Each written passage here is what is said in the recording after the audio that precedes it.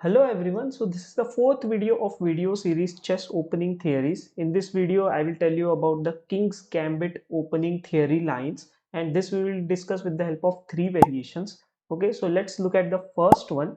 So it starts with the move pawn to e4, e5, f4, pawn takes, then knight to f3, pawn g5, pawn h4, pawn g4, then knight e5, knight to f6, pawn d4, pawn d6, knight d3, knight takes e4, bishop takes f4, queen e7, bishop e2, knight c6, pawn c3, bishop to f5, pawn d5, and knight back to b8. As you can already see in this opening, what has happened, white first sacrifices the pawn to get the central control and try to gain more activity. So here already you can see there is more influence of white towards the center, and also in terms of piece activity, white is having a little bit better piece activity than black.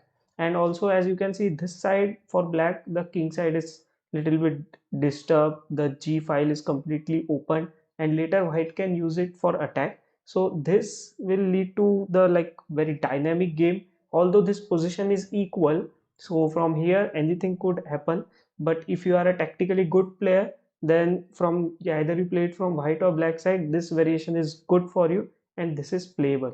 Okay, now let's look at the second variation, and the second variation is very popular. This is known as falkbeer counter gambit in the king's gambit variation. Okay, so it starts with the move pawn to e4, e5, pawn f4, and here the move is pawn to d5.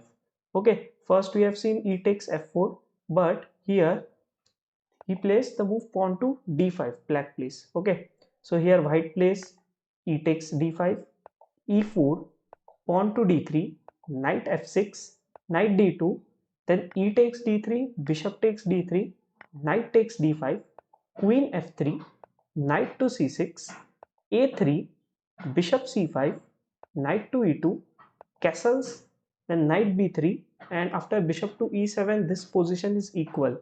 Okay, the whole point of the move pawn to d5 on the second move for black is that he don't want to give the center to the white.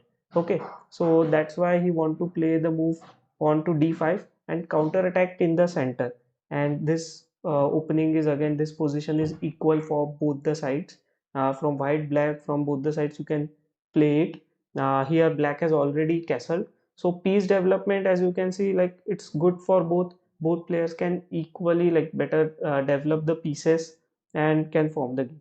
Okay, now let's go back and look at the king's gambit declined variation. Okay, so it starts with e4, e5, f4, and then the move that is being played is bishop to c5. So then after that, knight f3, d6. Here black is not interested in taking the pawn and to give the center to white. Instead, this is just like the, as you may be knowing about queen's gambit decline. So this is king's gambit decline line. So then knight c3, knight f6, bishop c4, knight c6. Both the players are developing their pieces.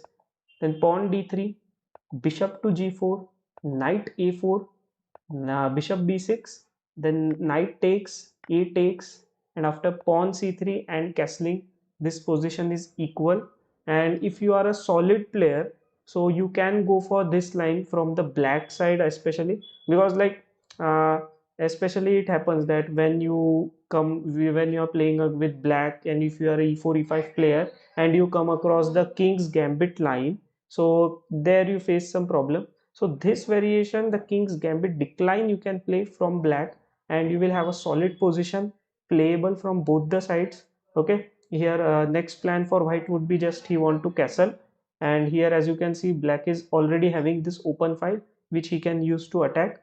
In return, white has the bishop pair. Okay, so there are plus and minuses from both the sides. Okay, so hope you have enjoyed this video. Please like the video and subscribe to the channel for more such videos.